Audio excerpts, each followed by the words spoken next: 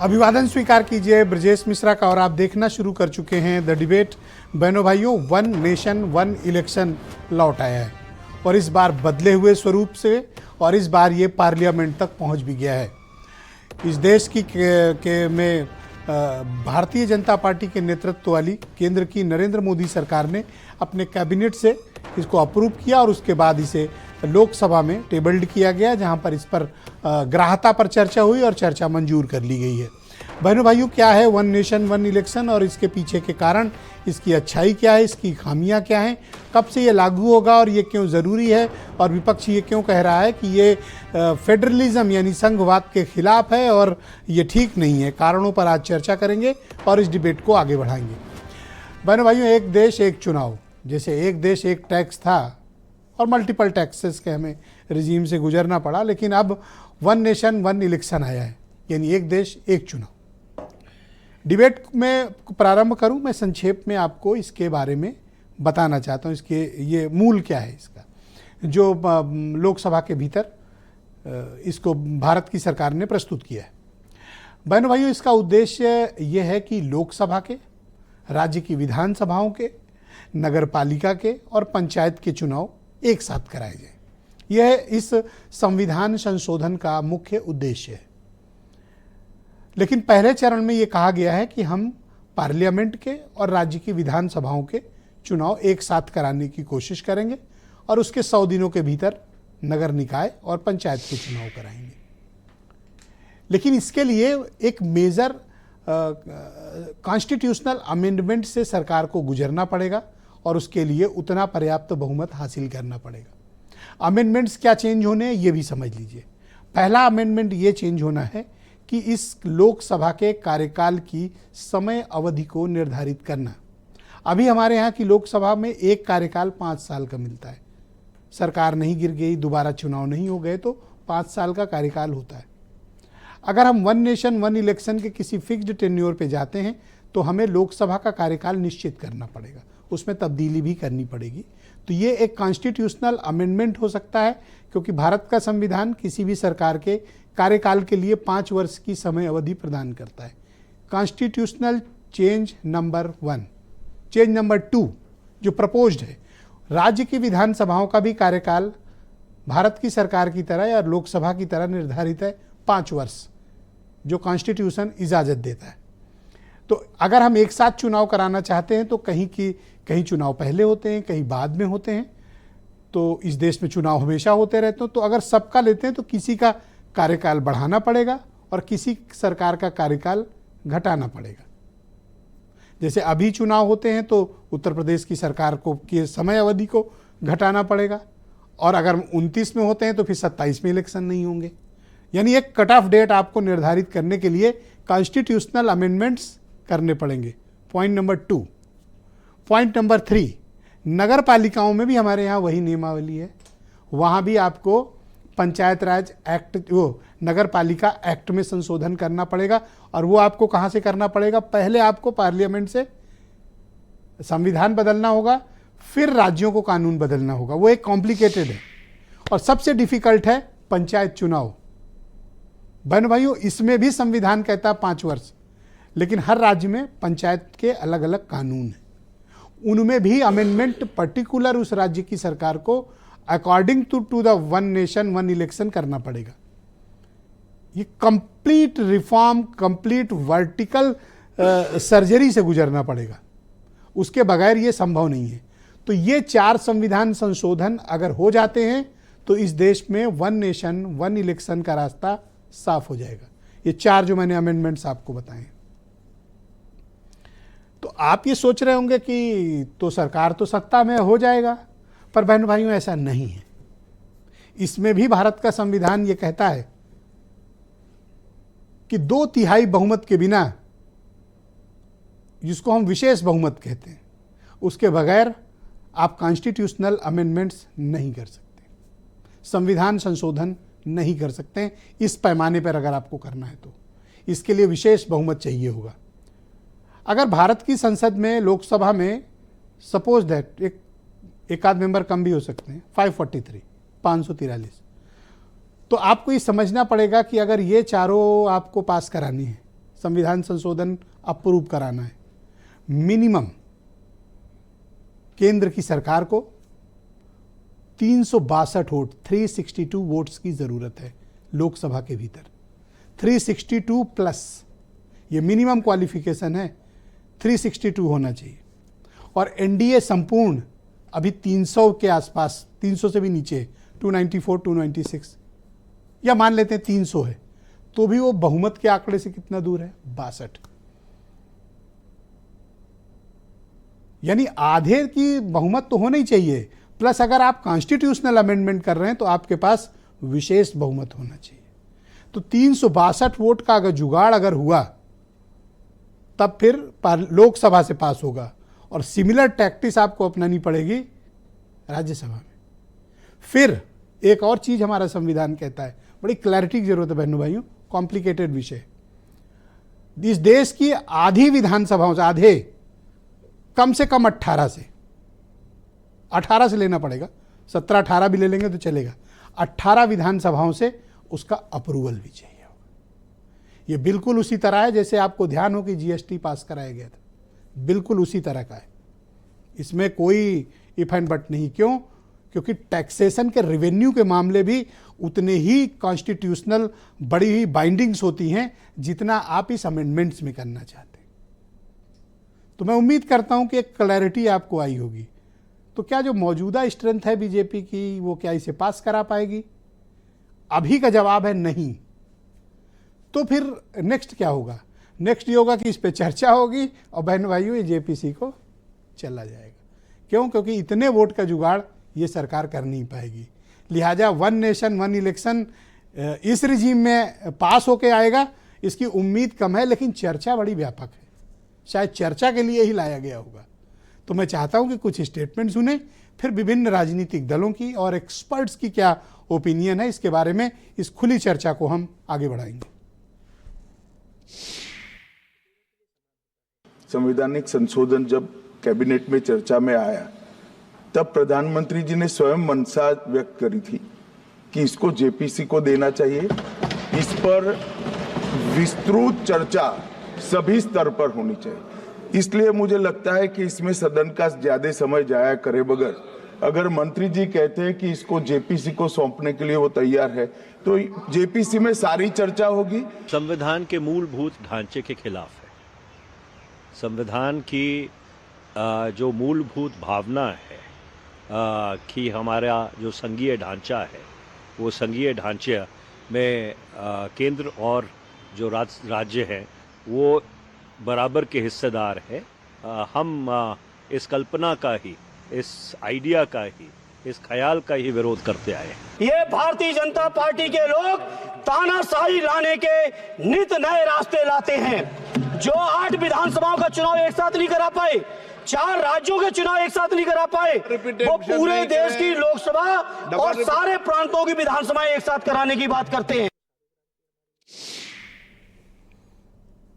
तो बहनों भाइयों, आज की परिचर्चा को आगे बढ़ाएंगे। अनिला सिंह मेरे साथ मौजूद हैं, भारतीय जनता पार्टी की प्रवक्ता हैं, और बहुत ही जाने माने पत्रकार, पॉलिटिकल एक्सपर्ट विनोद शर्मा जी हमें इस कार्यक्रम में ज्वाइन कर रहे हैं। उदयवीर सिंह समाजवादी पार्टी के प्रवक्ता हैं, सुरेंद्र राजपूत कांग्रेस कमेटी से हैं, अनिल दुबे राष्ट्रीय लोकदल से हैं, डॉक्टर एम एच खान बहुत ही जाने माने पॉलिटिकल एनालिस्ट मेरे साथ इस कार्यक्रम का हिस्सा हैं, और वीरेंद्र सिंह जी हमारे स्टेट हेड। आप सभी का स्वागत, धन्यवाद कार्यक्रम में उपस्थित रहने के लिए। मैं उम्मीद करता हूं कि एक सारगर डिबेट आप सबके माध्यम से हम जनता के बीच पहुंचाने की कोशिश करेंगे। अनिला जी, आप मुझे बताइए कि आपकी पार्टी के नेतृत्व वाली सरकार वन नेशन वन इलेक्शन का बिल क्यों लेकर आई है? मेरी सबको राम राम। और अगर मैं एनडीए सरकार की बात करती हूँ, वन नेशन वन इलेक्शन, ये हम अच्छी तरीके से जानते हैं कि ये राष्ट्र हित के लिए है, ये किसी राजनीतिक दल के हित के लिए नहीं है, किसी धर्म नहीं है, किसी जाति विशेष के हित के लिए नहीं है, परंतु जैसे कि भारतीय जनता पार्टी के लिए राष्ट्र सर्वोपरि है, तो राष्ट्र के हित के लिए ये कदम उठाना आवश्यक हो जाता है।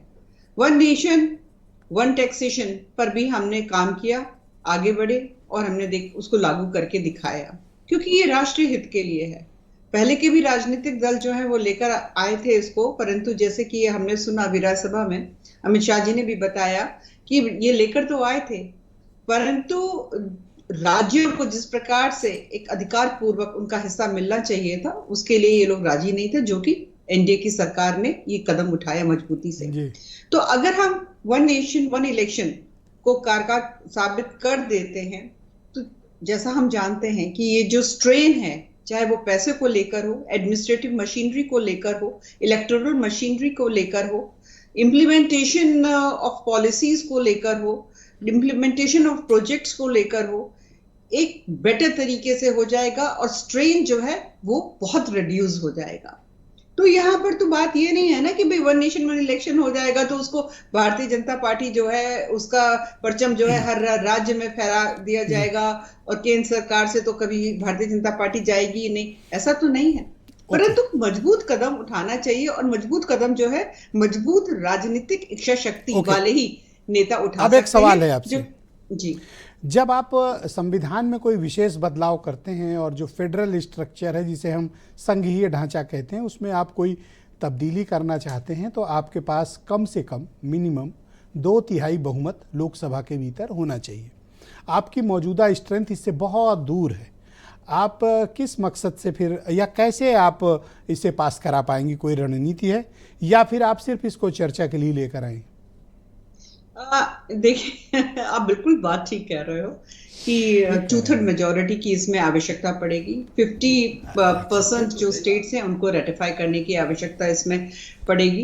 तो पार्टिसिपेशन ऑफ जो एक डेमोक्रेसी, एक लोकतंत्र का है, चाहे वो किसी भी रूप में हो, चाहे वो पार्लियामेंट में हो, चाहे वो असेंबलीज में हो, वो पूरा का पूरा उसका पार्टिसिपेशन रहेगा। आपने बिल्कुल ठीक बात कहा कि आप इस प्रकार की मेजोरिटी कैसे लेकर आएंगे। इसीलिए मैंने शुरू में कहा ब्रिजेश जी, ये बात भारतीय जनता पार्टी की नहीं है, ये बात एनडीए सरकार की नहीं है, ये बात हमारे राष्ट्र की हो रही है। वो राजनीतिक तो मतलब मैं ये क्लियर हूं और दर्शक भी क्लियर हो जाएं कि आप इसको सिर्फ चर्चा कराने के मकसद से लाए हैं, क्योंकि इसको पास कराने लायक मैंडेट वर्तमान में लोकसभा में आपके पास नहीं है। क्लियर?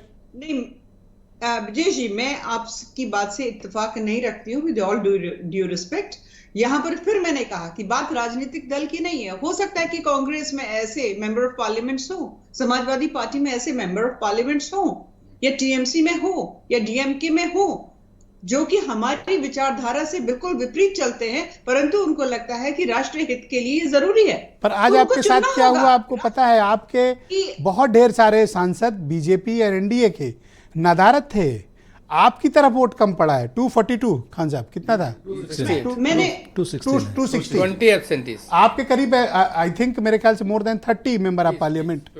20 तो सिर्फ भाजपा नहीं, एक पूरा मैं इंडिया भी बोल जो ना, अराउंड 30 मेंबर ऑफ पार्लियामेंट आपके मिसिंग थे आज। नहीं, 30 नहीं, जहां तक to the best of my knowledge, जहां तक मुझे अंदाजा है 19 या 20 कम है। तो यही कह रही हूँ ना, ये स्वतंत्रता तो भारतीय जनता पार्टी के नेताओं को भी है। आप वोट करना चाहे करिए, नहीं करना चाहे मत करिए, पर ये स्वतंत्रता बाकी राजनीतिक दलों के नेताओं को भी होनी चाहिए ना ब्रिजेश जी। मतलब एग्जैक्टली जो आपको चाहिए, अगर मैं आज को एक कट ऑफ मार्क मान लूं कि आपने आज 262 वोट्स अचीव किए, अब इसको मैडम पास कराने के लिए, आप तो खुद बड़ी एक्सपर्ट हैं, कॉन्स्टिट्यूशन पढ़ी लिखी हैं और आपको इसको मालूम भी है, 362 चाहिए, आपका 100 सांसद कम है। हम लोग आशा करते हैं और मुझे पूरी आशा बात को लेकर कि यहाँ पर ठीक है, मतलब मतभेद हो सकते हैं, राष्ट्र को लेकर मनभेद नहीं होगा। जो आपके यहाँ मिसिंग थे उन पर कुछ कार्रवाई करेंगी? राजनीतिक दल साथ देंगे, क्योंकि उन्होंने व्हिप का उल्लंघन किया है। क्या माफ करिएगा, आप फिर से कहें? जो आपके मेंबर ऑफ पार्लियामेंट मिसिंग थे 19, 20, 21 जितने भी रहे हों, ये तो व्हिप का उल्लंघन हुआ। तो क्या आप अनुशासनात्मक कार्रवाई अपने सांसदों पर करेंगी? देखिए, ये राष्ट्रीय अध्यक्ष जी का मुद्दा है, वो किस प्रकार से इसको डील करते हैं। थैंक यू मैडम, इसके ऊपर कोई टिप्पणी नहीं करूंगी। बहुत शुक्रिया। मैं उदयवीर सिंह जी को आमंत्रित करता हूं, समाजवादी पार्टी के प्रवक्ता हैं। उदयवीर जी, स्वागत आपका। आपकी पार्टी को मैंने सुना, उनके स्टेटमेंट्स, आप किस आधार पर और किन मुद्दों को लेकर आप इस बात का विरोध कर रहे हैं कि वन नेशन वन इलेक्शन नहीं होना चाहिए? अनिला जी बता रही थी कि राष्ट्रहित में ये बहुत ज़रूरी है, तो आप इनके राष्ट्रहित में आड़े क्यों आ रहे हैं सर? सबसे पहले उन्होंने कहा कि independence of voting Bharatiya Janata party में वोट देने की आज़ादी है, दूसरे दलों में भी होनी चाहिए। तो विप तो अकेली भारतीय जनता पार्टी ने जारी किया था आज कि पास कराने सारे सांसद सदन में आइए। इंडिपेंडेंस थी तो क्या ज़रूरत थी विप की? जिसे आना होता आता, जिसे नहीं आना होता नहीं आता। देखिए, भारतीय जनता पार्टी देश के लोगों को नया नया काम देती रहती है ताकि उसके काम पे कोई सवाल न करे। वन नेशन वन इलेक्शन जब पहले से जानते हैं कि पास नहीं हो सकता है, आपको दूसरे दलों की मदद की ज़रूरत है, तो आप क्यों नहीं पहले ऑल पार्टी मीटिंग में लोगों से राय मशवरा करते हैं? सदन में लेकर आप भी चर्चा कर रहे हैं, पूरा देश चर्चा कर रहा है, पूरे देश को इस चर्चा में उलझाए हैं। ये एकेडमिक एक्सरसाइज आप आम जनता से और आम लोगों से क्यों करा रहे हैं? इस देश में वन नेशन वन इलेक्शन ही हुआ था। पूरे देश के चुनाव एक साथ होना शुरू हुए थे। ऐसा नहीं है कि चुनाव आयोग ने राज्यवार और केंद्रवार अलग अलग चुनाव कराए थे। जो संवैधानिक प्रक्रिया है और जो संवैधानिक संकट पैदा हुए, उनके कारण राज्यों के चुनाव आगे पीछे कराने पड़े। तो सबसे मूल सवाल ये है कि क्या रास्ता आप बता रहे हैं कि वो प्रक्रिया आप फॉलो नहीं करेंगे? कहने को तो आपने अभी उन्होंने कहा वन नेशन वन टैक्स। क्या वन टैक्स है? आप बताइए विजय जी। सर आप बोलो, मैं तो आपको मल्टीपल समय टैक्स दिया है हूं, आप ना? बोलिए। मैं तो बहुत बात बोल रहा आप हूं। भी देते हैं, दुनिया दे रही है अरे मल्टीपल मैं तो टैक्स। टैक्स से बहुत परेशान हूं, अब आप नहीं परेशान हैं, अलग बात है। तो कोई भी नारा दे देना। भाई फेडरल स्ट्रक्चर की बात है, स्टेट्स के अलग मुद्दे हैं, जी, केंद्र के अलग मुद्दे हैं। आप उल्टे सीधे तर्क दिए जा रहे हैं। महंगा बहुत होता है, खर्चा बहुत होता है, आम जनता में प्रचार कर रहे हैं। अरे भाई, अभी उन्हीं ईवीएम्स को आप घुमा घुमा के चुनाव कराते रहते हैं। फिर पूरे देश के लिए लोकसभा और विधानसभा में दोनों में एक ही ईवीएम चलती है, क्या उतनी मशीनें एक साथ नहीं खरीदेगी सरकार? उसका खर्चे का किसी ने हिसाब लगाया है? तो ये वन नेशन वन इलेक्शन एक अकेला स्ट्रांगली अपोज करते हैं आप? इसको नहीं, हम तो ये इम्प्रैक्टिकल है, संविधान के विरोध में है। संवैधानिक ये विचार बात है ही नहीं कि एक सरकार अगर अपना बहुमत खो दे तो वो सदन चलाती अच्छा, वो रहे। कह रहे हैं हम जेपीसी ले जाएंगे। चलिए एक रास्ता निकालते हैं। इज्जत बचाने के अलावा का और रास्ता क्या है? जेपीसी इज्जत बचाना होता और है? क्या है? पास तो करा नहीं सकते। वक्फ वाला भी देखिए, जेपीसी ले गए। अरे हम क्या करें? खान साहब से कितना सुनिए, कंसल्ट सुनिए, किया। सुनिए। नहीं, खान साहब की बात नहीं है, बात डाइवर्ट मत करिए। बात यह है, जेपीसी इसलिए ले गए हैं कि पास करा ही नहीं सकते। जब बहुमत है नहीं जी, तो अगर सदन में पास और फेल के लिए रख देते तो अमेंडमेंट तो गिर ही जाता। तो सरकार उसको जिंदा रखने के लिए क्या करेगी? ये वो रास्ते आज 262 वोट मिले ना, 268, ये वो रास्ते हैं। हाँ? और ब्रजेश सरकार जी- को इतने 272 प्लस ही होते हैं। ब्रजेश जी, तमाम तरह के ऐसे तर्क गढ़े जा रहे हैं। जी, एक इम्प्लीमेंटेशन ऑफ पॉलिसी में, अरे पॉलिसी में इम्प्लीमेंटेशन से एक साथ इलेक्शन से क्या मतलब है? राज्य और केंद्र सरकारों के बीच में समन्वय होना चाहिए। वो एक साथ इलेक्शन हो या आगे पीछे इलेक्शन एक हो। चीज मुझे क्लैरिटी दीजिए, आप आगे भी इसका इसी तरह विरोध करेंगे वोटिंग में भी? जब मैं कह रहा हूं कि ये इम्प्रैक्टिकल है, जब मैं कह रहा हूं ये संविधान की मूल भावना के, संविधान कहता है कि जिस सरकार को बहुमत नहीं है वो सरकार नहीं चल सकती। 1 घंटे भी दोबारा मैंडेट लेना पड़ेगा। Thank you sir. दोबारा मैंडेट लेंगे। और मैं एक बात आपको जोड़ दूं, आखिरी बात, दोबारा आप मैंडेट लेंगे। अगर कोई सरकार मैंडेट में नहीं है और वो जाके कोई समझौता करती है, कोई वादा करती है, तो उसका क्रेडिबिलिटी नहीं है। क्रेडिबिलिटी तो इसी बात से है कि सदन के अंदर उसका बहुमत है, जो वो कह रही है वो सदन में पास करा लेगी। ओके, तो ये संविधान के विरोध में, संघवाद के विरोध में है, सुरेंद्र और ये राजपूत जी केवल मेरे लोगों को साथ चर्चा मौजूद में हैं। फंसाए रखने के लिए है। सुरेंद्र जी, स्वागत आपका। वन नेशन वन इलेक्शन का कंसेप्ट आपको क्यों स्वीकार नहीं है? इसके कारण क्या हैं? और दूसरा, सरकार कह रही है कि वो राष्ट्रहित में पूरे देश में एक बार में चुनाव कराना चाहती है, आपको क्या परेशानी है? सरकार अगर बेवकूफ़ी की बात और फिजूल की बात करती है तो आप अगर उसको आगे बढ़ा रहे हैं तो आपको इसमें कौन सा फायदा मिल रहा है, ये बताइए ना। 2 चीज़ें बड़ी स्पष्ट है। कभी कहते एक राष्ट्र एक चुनाव, फिर कहेंगे एक राष्ट्र एक पार्टी, फिर कहेंगे एक राष्ट्र एक नेता, फिर कहने लगेंगे एक राष्ट्र एक व्यापारी अडानी। आप कहाँ तक उसको कितना नीचे गिरो? कहते हैं ना कि उल्टे सीधे सपने पाले बैठे हैं, सब पानी में कांटा डाले बैठे हैं। उल्टे सीधे सपने पाले बैठे हैं, सब पानी में कांटा डाले बैठे हैं। और एक बीमार वसीयत करने वाला है, रिश्तेदार जीभ निकाले बैठे हैं। मसला क्या है, इसको आप असलियत समझिए सर। Divergent tactics. पहली बात तो मैं आपके माध्यम से, क्योंकि करोड़ों लोग आपके देखते हैं, मैं उन 20 सांसदों को नमन करना चाहता हूं भारतीय जनता पार्टी के, जिन सांसदों ने व्हिप के बाद, अभी अनिला जी कह रही थी ना कि उनको भी वो है, अरे भैया तो अगर उनको है तो 3 लाइन की व्हिप काहे दिए थे?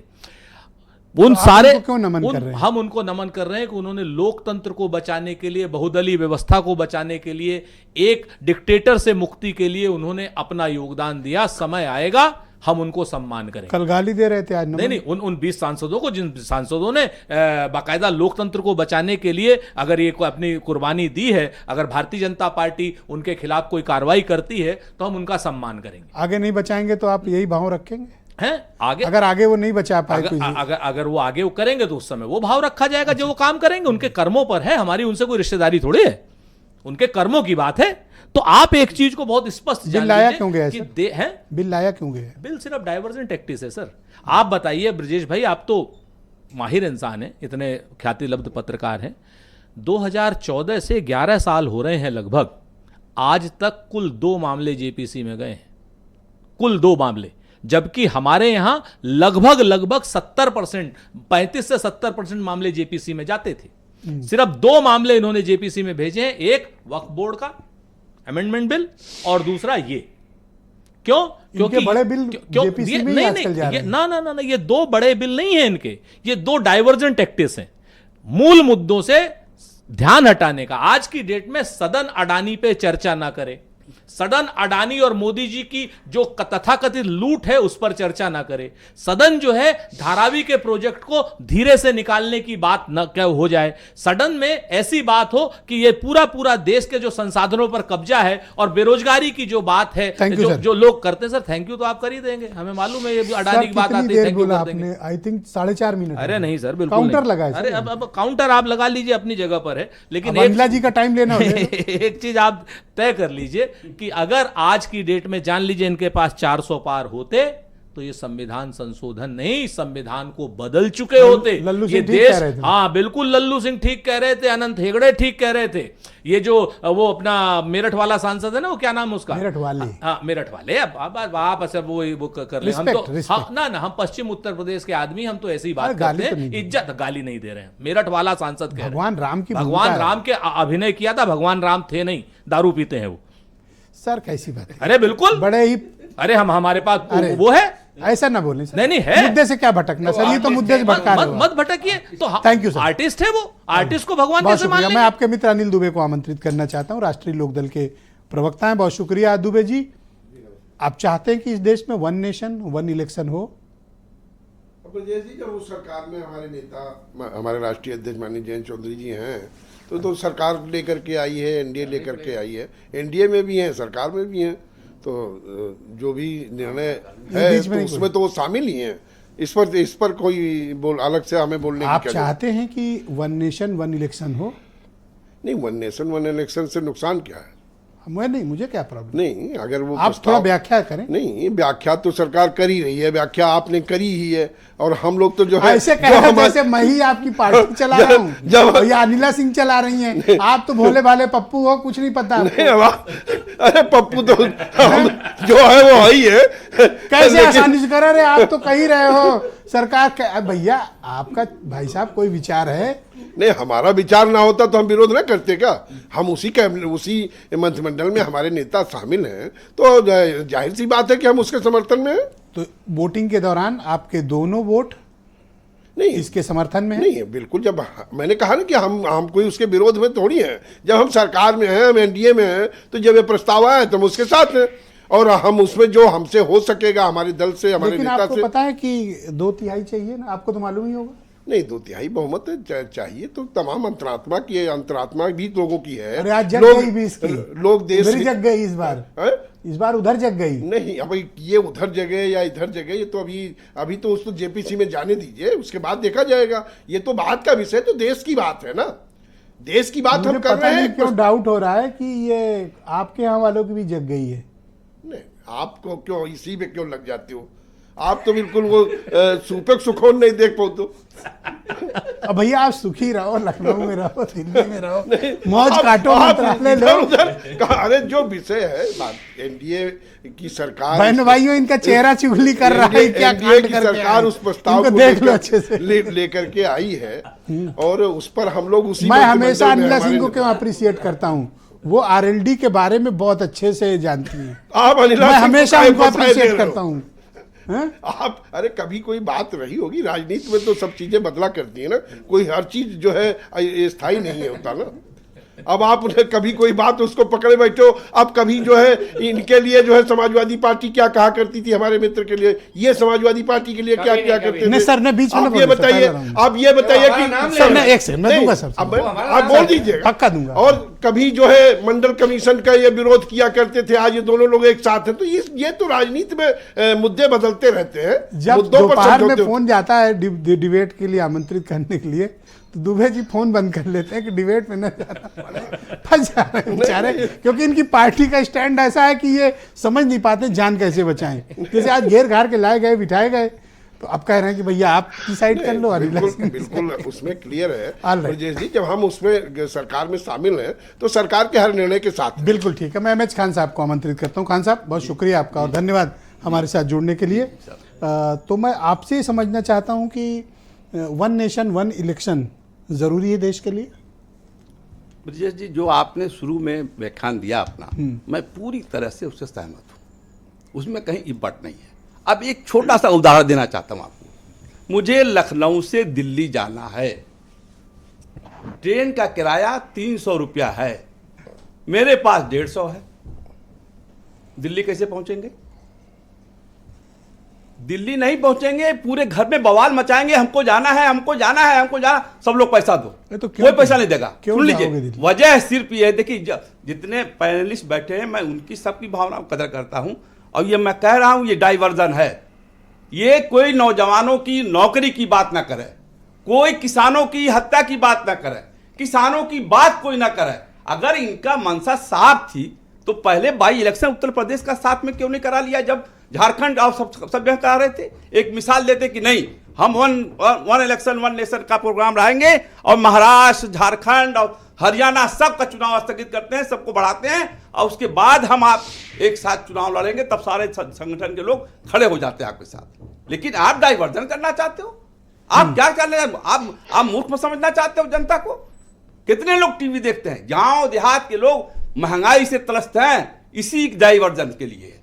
ये बीजेपी के पास कोई चारा नहीं है। वन नेशन टैक्सेशन पूछिए व्यापारियों से, हर 3 अब तो महीने में। जीएसटी आ गया, एक टैक्स है। एक टैक्स नहीं है, हर 3 महीने में दाखिल करो।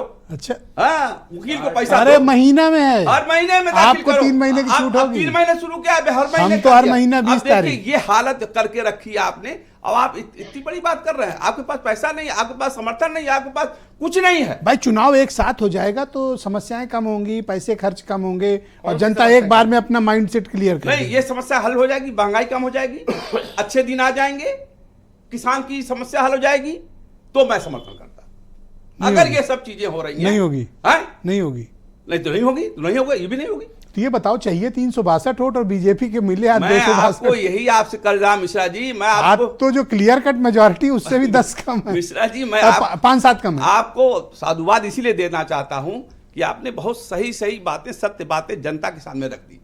और देखिए, ये भारतीय जनता पार्टी का खाली बहकावा है कि इनको बहकाओ, जनता को बहकाओ। जनता सवाल ना करे महंगाई पर, जनता सवाल ना करे नौकरी पर, जनता सवाल ना करे किसानों पर, जनता सवाल ना करे रोड रेप हो रहा, रोज डकैती पड़ रही है लखनऊ में लेकर के पूरे उत्तर प्रदेश में, जनता सवाल ना करे। इसलिए डाइवर्जन का हिसाब बना करके ये भारतीय जनता पार्टी ये उत्तर प्रदेश में और प्रदेशों में लाना चाहती है। अभी आप देखिएगा, इन्हीं के एमएलए, इन्हीं के एमपी साथ खड़े हुए हैं, तो गुलाम लिखा लूंगा मैं। नहीं खड़े होंगे, हैं? नहीं खड़े होंगे। क्या लिखा लें? अभी इनके साथ खड़े हो जाए। किसकी गुलामी? आपकी। कौन? मैं। अरे आप दोस्त हैं हमारे। अरे हम कह रहे हैं ना, ना, 20 खारिज ये बात। 20 MP, आप दोस्त हैं हमारे, 20 गुलामी नहीं लिखो सुनिए, भैया। सुनिए 20 MP पर इनका कार्रवाई देख लो मतलब। मैं 20 MP पर कार्रवाई अगर कर दें तो मैं मान लूंगा नियत साफ है। चुनौती दे रहे हो? चुनौती दे रहा हूं। बीजेपी 20 बहुत एमपीओ पर- अनुशासन वाली पार्टी है, हाँ बिल्कुल सोच लेना। मैं कह रहा हूं सर कि व्हिप का उल्लंघन होते ही उनकी सदस्यता समाप्त हो जानी चाहिए। समाप्त अगर हो जानी बीजेपी चाहिए। अनुशासन वाली कैसे पार्टी रखेगा? है अरे तो ऐसे फिर कैसे सदस्यता नहीं? कर दे। कैसे नहीं? प्रिंसिपल ऑफ नेचुरल जस्टिस, नहीं नहीं ये सब नहीं सर चलता व्हिप है। पे सुनवाई वो- का मौका वो है। नहीं नहीं व्हिप पे ऐसे सर नहीं बिल्कुल चलता। एक लाइन है। पार्लियामेंट इस देश का कानून जो है, अगर व्हिप जारी इस हो देश गया का है- संविधान क्या सर- कहता है? सर व्हिप जारी हो गया, इनके पार्टी में कई लोग निकाल दिए गए। प्राकृतिक न्याय का सिद्धांत। सर व्हिप जारी होने के बाद धन्यवाद। सर, बात सुन लीजिए। हाँ उसमें व्हिप आप जारी वाले में होने व्हिप के नहीं बाद- था, इसमें तो व्हिप है सर। सर व्हिप जारी होने के बाद कोई सदस्य जो है पार्टी के खिलाफ नहीं जा सकता। तो मैडम ने तो अगर कहा कि गया भाई- तो पार्टी से निकाला जाएगा। इंडिपेंडेंस है, सोच है। नहीं फिर वही बात में कहा, ये पार्लियामेंट के विधानसभा कार्रवाई का हिस्सा है ये सर, ये हिस्सा है। थैंक यू सर, बहुत ये शुक्रिया। कानून है। विनोद शर्मा जी को बुला लेते हैं। बुला लीजिए, लेकिन ये कानून है, मानिए आप विधानसभा में और पार्लियामेंट में कानून है। अरे उनको नोट व्हिप कराओ का- भैया, व्हिप हमसे का- क्या, हमारे कलम में नहीं है कि हम नहीं नहीं दरखास्त आपके करें। कलम में बहुत है, आप ललकारोगे ये सब चीज हो जाएंगे। अच्छा ठीक है, विनोद शर्मा जी को बुलाते हैं। विनोद जी बहुत स्वागत आपका। वन नेशन वन इलेक्शन देश के लिए क्यों जरूरी है, सत्ता पक्ष ऐसा क्यों मानता है, और अपोजिशन क्यों विरोध इसका कर रहा है, और बीजेपी के भीतर भी आज उतना उत्साह नहीं दिखा है इसकी वोटिंग के दौरान, इन सब कारणों को क्या मानते हैं, और इसका भविष्य लोकसभा में क्या है, जेपीसी को जाएगा या फिर ठंडे बस्ते में? इस सवाल के जवाब से पहले आपने बहुत अच्छा विषय रखा है, और इस सवाल के जवाब से पहले मैं दो चीजें पूछ रहा हूँ जितने पैनलिस्ट हैं। क्या पूरे देश में सभी राज्यों में वृद्धावस्था पेंशन एक ही है? क्या एक ही गरीबी की रेखा है सभी राज्यों में? उनकी अलग अलग परिभाषा क्यों है? अगर वो अलग अलग हैं तो एक देश एक चुनाव कैसे हो सकता है? बेहतर अगर तर्क कहा जाए तो ये कहा जा सकता है कि भाई कई चीजें हैं कि करोड़ों की बचत होगी, विकास कार्य नहीं रुकेंगे, और काले धन पे लगाम लगेगी, संसाधनों की बचत होगी। ये तर्क कहे जा सकते हैं कि ये हम इसको लागू करेंगे तो ये फायदा होगा। लेकिन बहुत सारी चीजें ऐसी हैं, आज ईवीएम पर सवाल उठते हैं, लेकिन जब ये सारे चुनाव एक साथ होंगे तो ईवीएम के कितने वीवीपैट और ईवीएम की कितनी मशीनें चाहिए, कितना संसाधन एक साथ कराने को चाहिए, ये सब चीजें बड़ी महत्वपूर्ण हैं। वोटिंग पैटर्न पर बड़ा बदलाव करना पड़ेगा। साथ साथ सबसे बड़ी बात जो मैं बता रहा हूँ, क्योंकि इस समय सब बैठे, छोटे जो क्षेत्रीय दल हैं उनके लिए खतरा है इसमें, इस सिस्टम में। कैसे? क्योंकि जो राष्ट्रीय दल हैं कैसे हो खतरा सकता है जो भाजपा इसीलिए इस को लेके आई है कि जो राष्ट्रीय दल हैं वो हो सकता है इसके बाद में समर्थन में आ जाएं, क्योंकि राष्ट्रीय दलों को इससे फायदा होगा, लेकिन क्षेत्रीय दलों को इससे ज्यादा फायदा होने वाला नहीं है, क्योंकि एक राज्य के अलग हित हैं, और कोई भी चुनाव विधानसभा का होता है वो स्थानीय मुद्दों पर लड़ा जाता है और राष्ट्रीय मुद्दों पर कम लड़ा जाता है।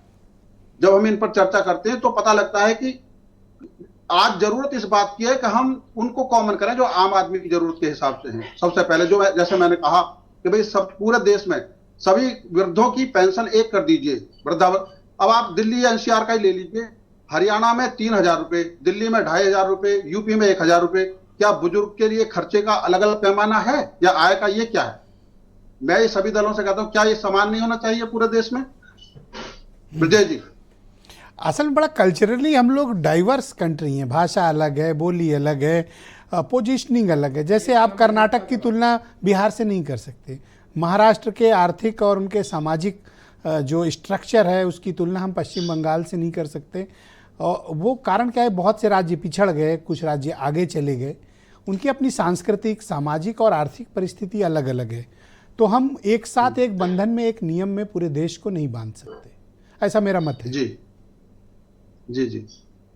तो मैंने इन्हीं पैटर्न पे मैंने कहा, लेकिन अगर हम खर्च की बात करें, वित्तीय संकट जितना भी है, खर्चा जो आता है, तो अगर हम देखें तो एक आंकड़ा है कि 93 में 9,000 करोड़ रुपए चुनाव पर खर्च हुए, जो केवल चुनावों पे जो प्रत्याशियों ने खर्च किए सबने, और 1999 में 10,000, 2004 में 14,000, 2009 में 20,000। तो आप ये बताओ कि 4 बड़े संविधान संशोधन करने पड़ेंगे, सरकार के पास पर्याप्त विशेष बहुमत नहीं है।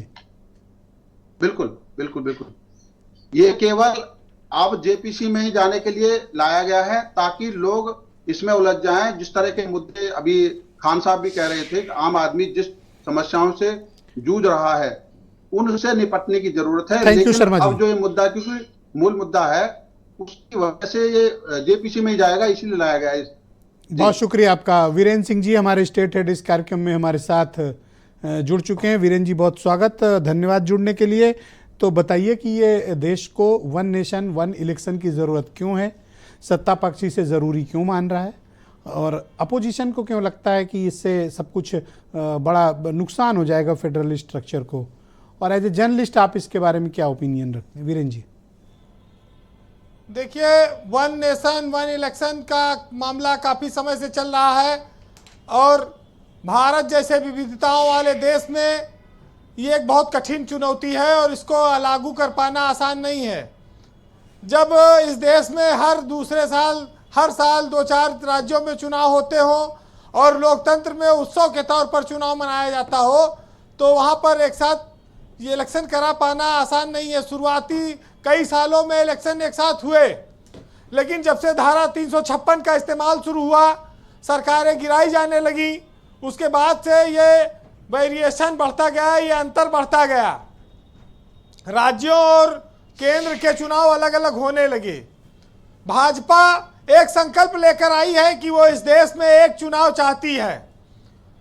ये अच्छा संकल्प है, लेकिन एक चुनाव से पहले एक वोटर लिस्ट भी होनी चाहिए इस देश में कि नगर पालिका की अलग होगी, ग्राम पंचायत की अलग होगी, विधानसभा की अलग होगी, लोकसभा की अलग होगी। ये सिस्टम बंद होना चाहिए।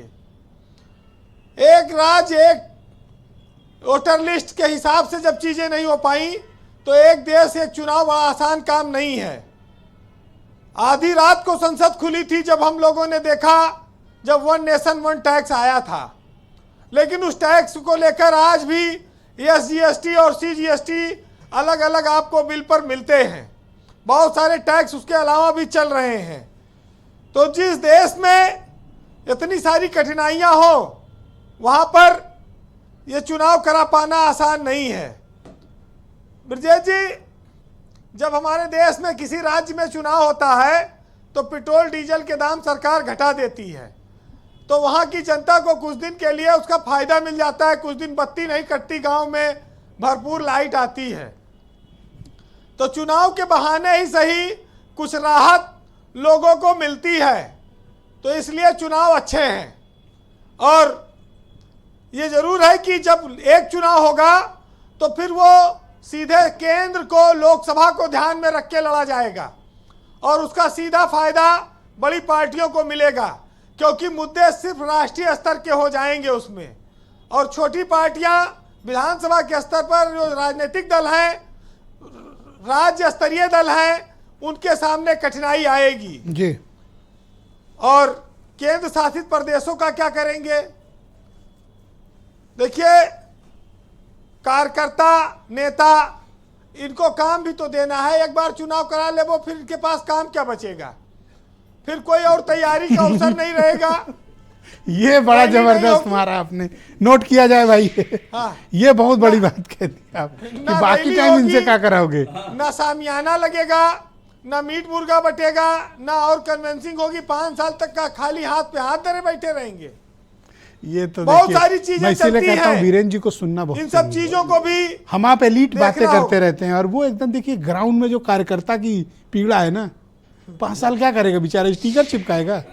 वाह, बहुत सुंदर बात। देखिए, भाजपा को महाराष्ट्र में और हरियाणा में जो अप्रत्याशित सफलता मिली है, उसके बाद से वो ये चाहते हैं कि हम लंबे समय तक इस देश पे राज करें, और उसके लिए यही एक वन नेशन वन इलेक्शन कारगर हो सकता है।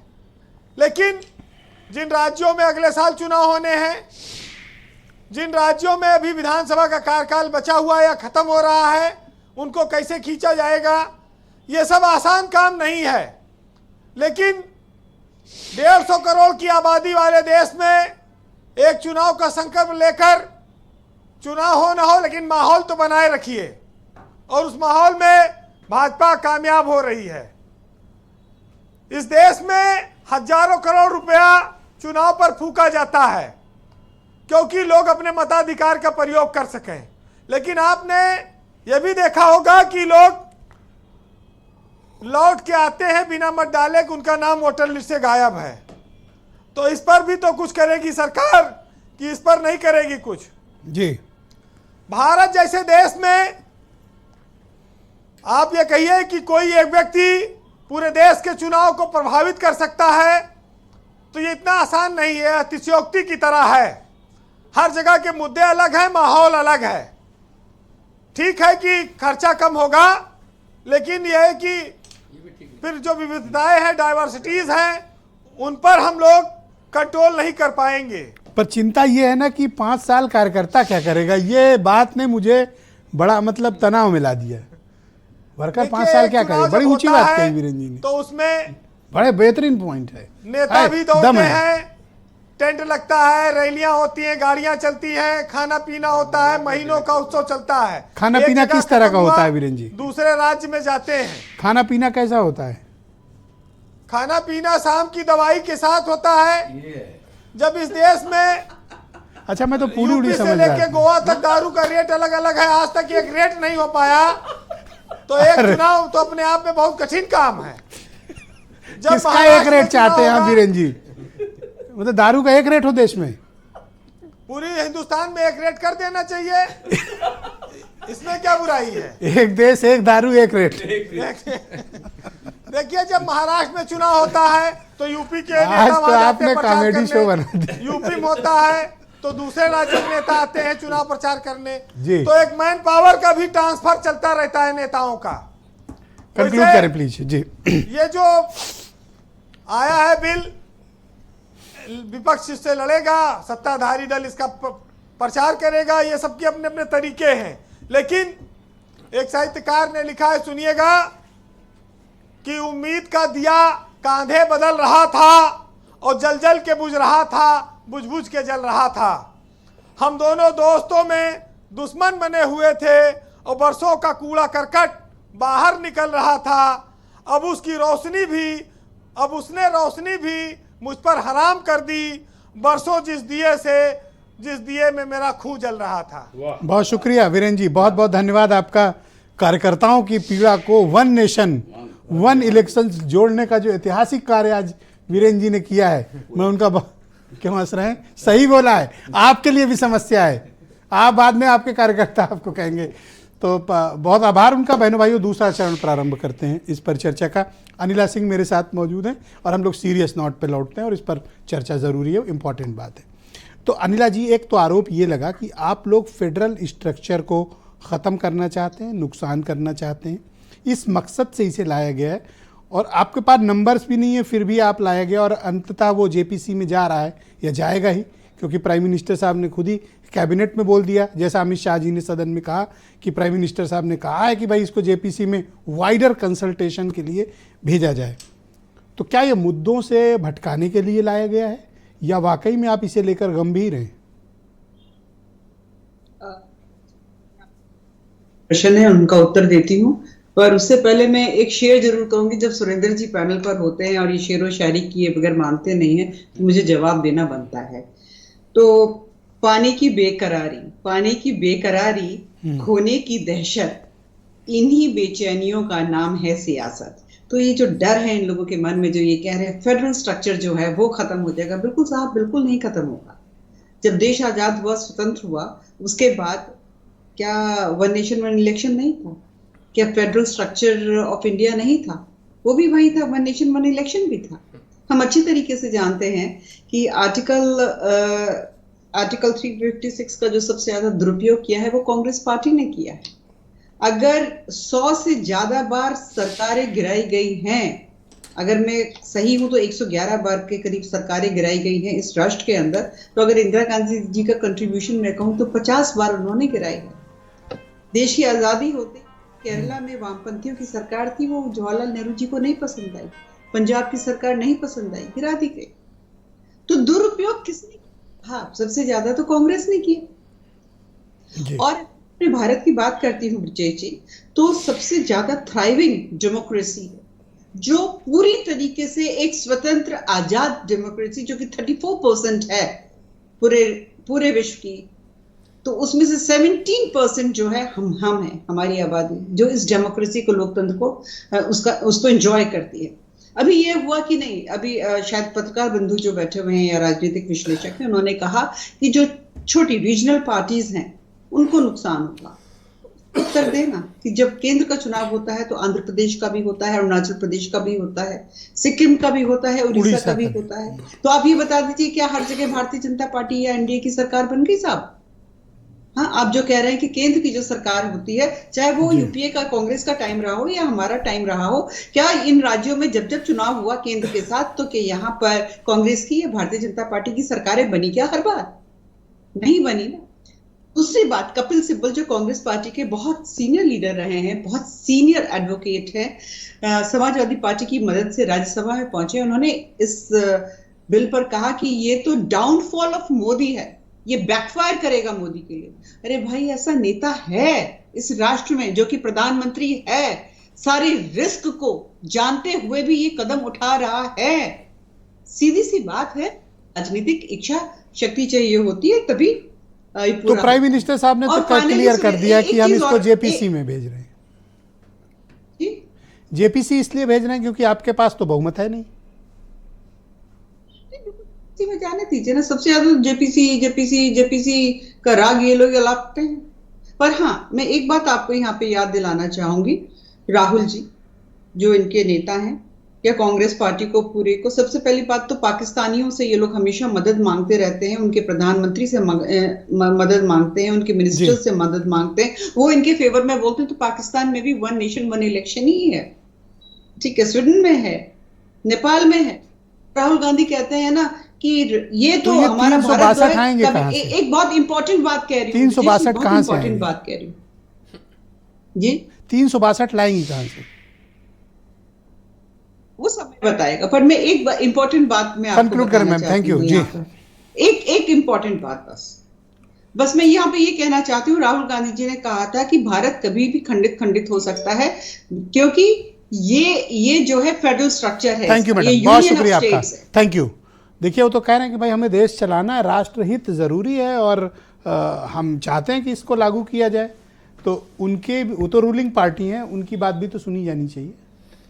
सुन तो रहे हैं उनकी बात, वो सुना कहाँ पा रहे हैं। उनसे सीधा पूछ रहे हैं कि वन नेशन वन इलेक्शन क्यों लाना चाहते हैं। उनसे बस राष्ट्र हित में, अरे बताइए ना कैसे हित में है। उनसे पूछ रहे हैं कैसे पास करोगे। अगर विपक्ष के कंधों पर रख के पास करना चाहते हो तो विपक्ष से बात करने में क्या समस्या है? किसी और मुद्दे पे बात हो सकती है तो इस पर क्यों नहीं हो सकती? फेडरल स्ट्रक्चर को कैसे नुकसान करेगा? अरे भाई, फेडरल स्ट्रक्चर जिन राज्यों की आप बात कर रही हैं वहाँ प्रेजेंस कितनी है? सवाल ये नहीं है, सवाल ये है कि फेडरल स्ट्रक्चर को इसलिए नुकसान करेगा कि अगर किसी राज्य की सरकार बीच में अल्पमत में आ जाती है तो फिर वन नेशन वन इलेक्शन से क्या उस राज्य की वजह से पूरे देश में दोबारा चुनाव होंगे? और नहीं होंगे तो एक अल्पमत की सरकार को किसी न किसी दूसरे तरीके से आप चलाने का प्रावधान करेंगे। अच्छा, ये लागू 34 से करने की बात चल रही है, 39 से। जब बहुमत नहीं है तो 39 से पहुंचे। राजपूत जी कहावत सुनाते हैं, राजपूत जी अपना कुछ काम करेंगे, क्या है वो? ननोमन होगा ना राजपूत जी। तो सवाल जब बुआ के मूछ होगी तब तो चाचा की। ऐसे बहुत सारे मुद्दे ये लगातार कोल्ड स्टोर में रखे रहते हैं। ये वन नेशन वन इलेक्शन हम लोग 8-10 साल से सुन रहे थे, चर्चा ही करानी थी। तो इससे तो ज्यादा बहुमत पिछली सरकार में था। हाँ, तब तो कोशिश हो सकती, तब तो क्यों नहीं लाए? तब नहीं लाए। तब ये देखते हैं कि अब दबाव बहुत बढ़ गया है, सरकार कई फ्रंटों पे घिर गई है, अब इसे किसी में तो हर सेशन में एक इस तरह की बात होगी। किसान आंदोलन किया, किसान आंदोलन, किसान बिल लाए जी, 9 महीने तक लड़े, तमाम हजारों किसानों की जान चली गई, तमाम तरीके के तर्क दिए, प्रवक्ताओं ने अपनी पूरा ज्ञान लगा दिया साबित करने में, और एक दिन प्रधानमंत्री आए, खट वापस ले लिया। किसानों की हम बात मानते हैं। Thank you sir. तो ये बिना होमवर्क किए अपनी मनमर्जी से सदन का और देश का समय बर्बाद करने का इरादा है। न कहीं गुंजाइश है, न कहीं संवैधानिक आधार है, केवल एक मजाक बनाना और इस संविधान को जेब में रखने की कोशिश करना, जो हमेशा करते आ रहे थे। 400 पार नहीं हुए तो अब लोगों को उलझाना चाहते हैं। ओके, सुरेंद्र राजपूत जी, ये जो विधेयक आया है, अगर ये लागू होता है तो ये कहा जा रहा है कि साहब हम फेज वाइज करेंगे। ये तो एक अच्छा सुझाव हो सकता है कि हम फेज वाइज लागू करें, कि नहीं? ब्रजेश भाई, 3-4 चीज़ें बड़ी साफ है। पहली बात, अगर फेज वाइज लागू करना होता तो हरियाणा जम्मू कश्मीर, महाराष्ट्र और झारखंड के चुनाव एक साथ करा देने चाहिए थे उनको। ऐसे ही और किसी भी असेंबली को अगर 6 महीने आप प्रीपोन कर देते हैं, यानी अगर दिल्ली और बिहार को भी आप साथ में करा सकते हैं, तो आप ऐसे आप कर सकते हैं। इसकी संवैधानिक मौजूद कानून है, ऐसा कानून है, आप 6 महीने कर सकते हैं और हैं 6 महीने आगे कर सकते हैं आप करा, लेकिन इन्हें ऐसा नहीं कराना है। पहली बात तो मैं आपको एक चीज बता दूं कि नए जो 1.5 लाख इनको वो क्या नाम चाहिएगी ईवीएम, उनका खर्चा ही अपने आप में लगभग 5 लाख करोड़ 1.5 लाख करोड़ के आसपास आए, क्योंकि एक ईवीएम लगभग 50,000 की आती है विद वीवीपैट, अगर जो नई आप कर रहे हैं। थोड़ा कटौती कर ले वीवीपैट ना रखें। सुनिए सर, वीवीपैट के बगैर हम चुनाव नहीं होने देंगे। क्यों? क्योंकि ये बेईमान लोग हैं, भ्रष्ट हैं, कदाचारी है, दुराचारी है, अनाचारी लोग हैं। एक बात, खैर अभी इस पर ये मुद्दा नहीं, मुद्दा यहां पर आ जाता है साहब, एक तो इतना पैसा ये लोग 1.5 लाख करोड़ रुपए लाने की, और 4,500 करोड़ एक चुनाव में सरकार का खर्च होता है, बाकी सब होता है राजनीतिक दलों का। भैया राजनीतिक दलों का जब रुपया खर्च हो रहा है, कार्यकर्ता के बीच में जा रहा है, जनता के बीच में जा रहा है, तो आपके पेट में दर्द क्यों हो रहा है? आप मुझे बता दीजिए। अडानी का पैसा तो जा नहीं रहा, अडानी तो कमा रहा है उसमें। अभी एक अनिला जी ने बड़ी बढ़िया बात कही। अनिला जी ने कहा कि पाकिस्तान हमारा दोस्त है और वहां पे 1 नेशन 1 इलेक्शन होता है। नेपाल हमारा दोस्त है, वहां 1 नेशन 1 इलेक्शन होता है। तो भैया हम तो 1 नेशन 1 इलेक्शन के विरोध में हैं। इसका मतलब पाकिस्तान, हाफिज सईद, नवाज शरीफ और ये सब आपके ही दोस्त हैं, आपके ही यार हैं। वहां बिरयानी खाने जाते हो, इसीलिए 1 नेशन 1 इलेक्शन कराना चाहते हो क्या? या नेपाल की तरीके से 1 नेशन 1 इलेक्शन कराना चाहते हो क्या? स्ट्रांग अपोजिशन जारी रहेगा हमारा स्ट्रांग अपोजिशन, क्योंकि ये संविधान को बदलने की इनकी तैयारी है, एक बात। और आज वर्तमान में सिर्फ और सिर्फ मुख्य किसान से, नौजवान से, नल से, नील से, कोल से, भील से, आदिवासी से, महिला से, बेरोजगार से, इन सब से ध्यान हटाने की इनकी साजिश। मैडम ने कहा आपके पास शेर व शायरी है, तर्क नहीं है। नहीं, हम तो कहते हैं ना कि समंदर ये तेरी खामोशी कुछ और कहती है अनिला जी, पर साहिल पे टूटी कश्तियां कुछ और कहती सर, कोई मुशायरा नहीं है सर, धन्यवाद सर। इस शहर के कई ये मुशायरा नहीं है सर, मगर अखबार की सुर्खियां कुछ और कहती हैं। बहुत शुक्रिया। आपको तो पढ़ी लिखी बातें मुशायरा ही लगेगी सीएम ऑफिस वालों सर को। नहीं, मुझे पता शेर व शायरी आती है, मेरी डिमेरिट है भाई, मैं क्या करूं? अरे तो फिर आपको कहां जाकर सीख लूं? जाके बताओ, या तो कोचिंग दे दो भाई। आप बीरेन सिंह जी को आप कुछ नहीं कहते हो क्योंकि वो आपके अपने हैं। कांग्रेस पार्टी से पता नहीं आपको क्या वो है। अब ये तो बात दुबे जी कहें तो समझ में आती है। ओके भाई दुबे जी, फाइनली ये बताइए कि जिस स्थिति का बीजेपी ने विश्लेषण किया, नंबर्स नहीं है दुबे जी, हम लोग सीरियस उस पर बात करें, 362 प्लस वोट चाहिए होंगे, इनके पास तो है नहीं, तो ये लाए क्यों हैं लोकसभा में? आपको क्या लगा? देखिए विजय जी, ये कोई एनडीए के लिए, ये केवल भारतीय जनता पार्टी के लिए तो नहीं लाया गया ना विधेयक वो राष्ट्र के लिए लेकर आए, और राष्ट्र में सारे दल हैं, जो विपक्ष में है वो भी राष्ट्र में ही आते हैं, और इसीलिए ज्वाइंट पार्लियामेंट्री कमेटी को वो बिल भेजने की बात हो रही है। तो उसमें तो सभी लोग रहेंगे ना, सभी दलों के प्रतिनिधि रहेंगे, तो अब उसमें विचार विमर्श होगा, आगे जो बात होगी भाई, बात तो जिम्मेदारी जो आप जेपीसी के माध्यम से चाहते हो, वो वाइडर कंसल्टेशन तो आप पहले कर लेते जब आपने ड्राफ्ट आया था। अब ये तरीका तो वही है ब्रजेश जी, जेपीसी पर आप तो पार्लियामेंट में टेबल्ड कर दिया, अब आप पीछे नहीं, अब तो वो आपका विधेयक है सर, जो आपको now it's your baby sir. जब जेपीसी में अब आप अपने बच्चे को किसी और को पकड़ा दे रहे हो सर, जेपीसी ये सर ठीक बात नहीं। पूरा विपक्ष चिल्लाता है कि ये मुद्दा आप कह रहे हो नहीं, बच्चा तो हमारा है, लेकिन जरा पड़ोसी देखभाल करो। जिसमें कहता है जेपीसी दे दो, क्या उसे देते हैं क्या? तो आज तक दो ही अब जब दे रहे हैं तब फिर आप डांटिए मत उनको, देखिए आप डांटिए जब हम भेज रहे हैं, आप डांटिए मत उनको, हम तो कह रहे हैं वोट करो। आप हमेशा चिल्लाते हो, विपक्ष हमेशा डांटिए मत आप उनको, जेपीसी को ये मामला डांटो मत जब जेपीसी को जा रहा है तब आप कहेंगे आप इतना चिल्ला रहे हैं जैसे परमानेंट सरकार के आदमी हो। अभी कल तो परसों सरकार के हुए हो, कल तक तो हमारे ही साथ आना चिल्ला रहे थे, आगे आज आप हमसे कह रहे हो। अच्छा एक बात बताओ, डांटो मत उनको, बस बात करो। मुझे 10 अगर हमारे कोई उदय जी ने कहा कि पता कल तक नहीं क्यों आपके ऊपर आप ये बताइए, कल तक कांग्रेस मंडल कमीशन कभी लागू की थी? 89 तक तो नहीं लागू हुआ था ना। आज आप कांग्रेस के साथ खड़े हो। इमरजेंसी का हम लोग विरोध करते थे, आज जिनके कार्यकाल में नाखून उखाड़े गए, पैरों के, हाथों के, आज उनके साथ आप खड़े हो? नहीं खड़े हो। आप उनके साथ खड़े हैं, हम क्या आप पहले खड़े हुए? किसान 750 किसान किस मुद्दे पर आप अपनी भी तो बताओ। अरे जयंत जी के दे लाठी ना, आकर मारे उसने मारा नहीं, था मैं सर। गलत और उनके साथ खड़े हैं। अब आप छोड़- दे लाठी अब हम ये कहें कि चौधरी चरण सिंह जी की सरकार आपने गिराई थी, बिल्कुल आपने- गिराई थी। खान साहब, तो आज आप ये भी धन्यवाद, आप थैंक देखिए। यू सर, आप बोलिए। किसानों का राज- मुआवजा मैं- क्या खान साहब, आप है? बोलो, ये- प्लीज देखिए बोलो, आप मैं प्लीज ये कहता चरण हूं सिंह ने ₹2 आप क्विंटल सर ना गेहूं बोलो। बुलवाया था सर। सुरेंद्र जी प्लीज, एक हाँ। मिनट सुन लीजिए। मैं ये कहता हूँ ये डाइवर्जन है, पहले कह चुका मैं। इस पर बहस करना, इस पर डिबेट करना कोई मतलब नहीं ये है। तो इन्होंने समय जाया करना। इन्होंने तो अब मैं दूसरी बात कह रहा हूं, सुनिएगा, बहुत गौर से सुनिएगा। अमित शाह गृह मंत्री जब जम्मू कश्मीर में जाते हैं तो वहां कहते हैं ईद में मुहर्रम में 2-2 सिलेंडर दूंगा। भाईचारा यहां क्यों नहीं? चारा है सर। उत्तर प्रदेश में क्यों नहीं? आप बताइए। लाडली बहना योजना जो है मध्य प्रदेश में, हरियाणा में और जगह में, उत्तर प्रदेश में क्यों नहीं लाडली बहना योजना लागू करते हैं? हैं? क्यों नहीं लागू करते हैं यहाँ? हम हमारे क्या लागू करें? लाडली योजना बहना अरे तो मध्य प्रदेश के यहाँ पैसे होने चाहिए। ऐसा होना पता है चाहिए। मध्य प्रदेश की हालत कितनी खराब हो गई देश है, का- फाइनेंशियली बड़ी दिक्कत है वहाँ पे। देश का सबसे आप बड़ा- यहाँ पे ये सब बात ना करिए, नहीं, नहीं। वन नेशन वन इलेक्शन की बात करिए। वन नेशन वन इलेक्शन बहकावा है। फिर मैं कह रहा हूं आपसे। ओके। बहकावा नहीं, सुन लीजिए फिर सर, 10 सेकंड में कंप्लीट नहीं, करो सर। कंप्लीट टाइम मैं नहीं करूंगा, सर। लेकिन सवाल इस बात आप का है ब्रजेश जी की गुलामी करने के लिए तैयार प्रदेशों रहिए। में हाँ अन्य मैडम, एक प्रदेशों- सेकंड, एक अरे मैडम क्या- बता- नहीं क्या कहीं आप, 1 मिनट दोबारा बोले मैडम। मैंने कहा कि इन्होंने कहा ना कि अगर इस राष्ट्र में वन नेशन वन इलेक्शन हो जाएगा तो ब्रजेश जी मैं आपकी गुलामी करूंगा। तो मैं कह रही हूँ गुलामी करने के लिए तैयार रही है। हाँ, ठीक है, करने तैयार। महबूबा हाँ, मुफ्ती ने हाँ। कहा था कि आप 370 हटेगा कहीं तो किनारे खून की खड़ी नदियां ताकती रहोगी, देखती कश्मीर में रहोगी, बह हंसती जाएंगी, रहोगी, खून कुछ की नहीं नदियां पाएगी। भाई। हाँ? अरे शांत कुछ रहिए, नहीं आपने पाएगी, कहा टिकट भी नहीं गुलामी करूंगा, मिलेगा। मैंने तो किसको? नहीं कहा ना। इन्हीं को जो गुलामी बोल रही की है, बात आपने की है। हाँ, जो बोल रही है आप ही मैडम, कहते हैं इनको महबूबा टिकट भी नहीं मुफ्ती मिलेगा, की गुलामी का खून टिकट की नहीं नदियां मिलेगा। बहेंगी, खून हम की बता नदियां रहे हैं बहेंगी। आपको, ये इस तरह से गुलामी भाषा का करने के लिए इस्तेमाल तैयार करेगी रहिएगा। तो इनको प्रधानी का टिकट भी नहीं मिलेगा, बीजेपी नहीं देगी, ऐसे ताकती रह जाएगी। आप क्या, आप बीजेपी में टिकट बांट रहे हो क्या? हम बांट रहे हैं, हम बांट रहे हैं। जम्मू कश्मीर में कौन बांटा टिकट? जम्मू कश्मीर में मुसलमानों को टिकट दोगे आप, उत्तर प्रदेश में टिकट नहीं दोगे मुसलमानों को।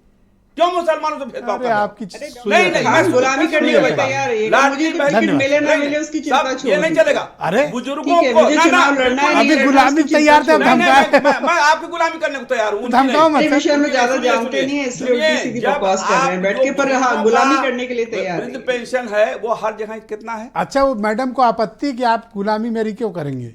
उनकी गुलामी कौन करने जा रहा है? बीजेपी इन्हीं की कह रही है, वो इन्हीं के लिए कह रही है। नहीं, इनके लिए तो ठीक है, हम तो इनकी गुलामी कर ही रहे हैं। इसलिए ना ये- सर, ये ना कहो। ये इसलिए आज कर रहा क्या हूं, था ना सर, आप बोल- मैं इसलिए कर रहा हूं। अरे भाई आप नहीं, नहीं, हमारे- नहीं, सुनिए मेरी बात, ऐसा सुनिए। ना कहो। अब सुनिए ना, ये सब ना सुनिए कहो। काम ना। धंधा छोड़ के तैयार अब सुनिए रहिए, मेरी ना ब्रजेश जी नंबर- की ये गुलामी ना करने कहो। के लिए। देश अरे हम हाथ के जोड़ रहे हैं, ये सबसे सब ना कहो। बेलौस और सही बात धन्यवाद। करने वाले पत्रकार विनोद हैं। शर्मा जी, इसलिए मैं अरे बहुत गुलामी कर रहा धन्यवाद हूं। आपका ऊपर सर। से बैठ के देखिए, गुलामी जो- करने के लिए अरे ना। क्या बात करती हो अरे, मैडम? क्या हो गया आपको? आप अरे वो महिला है, अरे उनके सम्मान का ध्यान हमारे रखिए। सम्मान खान का साहब ध्यान धन्यवाद। छोड़ दो। हमारे ऊपर ओके। क्यों चढ़ रही हो आप? अरे दिमाग हो में गया, थोड़ा सा धन्यवाद। याद रखना, आपने कहा ओके, कि विनोद जी ब्रिटिश को है। गुलामी करूंगा। विनोद शर्मा जी बोलिए। ठाकुर साहब देखिए, अरे बैठिए, ठीक है, आप कमाल करती हो। महिला आरक्षण का मुद्दा कब से चल रहा था? बोलिए। ये सरकार लाई, लेकिन एक चुनौती है आपके इस चैनल पर मैं बोल रहा हूं, भाजपा 1980 में बनी और आज तक महिला राष्ट्रीय अध्यक्ष तो नहीं बनी। ले आए राजनीति में, जब लेके आ रहे हैं तो महिला को राष्ट्रीय अनिला अध्यक्ष सिंह को बनाए। बनाए, हम लोग और- सपोर्ट करेंगे। प्रधान नहीं बनेंगे अलीना और सिंह। इसी अनिला तरीके सिंह से को राष्ट्रीय अरे अध्यक्ष ऐसे बना मत दो। बोलो। प्रधान भी नहीं बनेंगे अलीना सिंह। क्यों ऐसे कर रहे हो खान चुनाव नहीं साहब? लड़ पाएंगे अलीना अरे सिंह। क्यों ऐसे बोल अरे, रहे हो खान इसलिए साहब? ऐसे अरे रुक बोलना- जाओ, बोलना अरे पड़ता रुको है। रुको,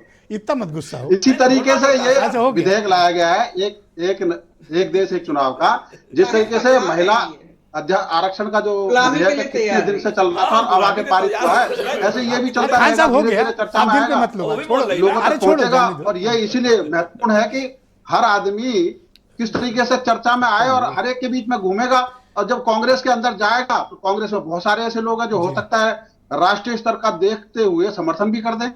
मैं जिम्मेवारी से कहता हूं विनोद शर्मा जी, कांग्रेस पार्टी संविधान के साथ में है और ये बिल संविधान के विरोध में है। ओके। हम किसी भी मैं अब- कीमत पर इस अंतिम बिल 10 का सेकंड, समर्थन धन्यवाद न सर। करते थे, ओके। न करते हैं, न करेंगे। अंतिम 10 सेकंड अनिला सिंह को, उनका कुछ हिसाब बाकी रह गया खान साहब से।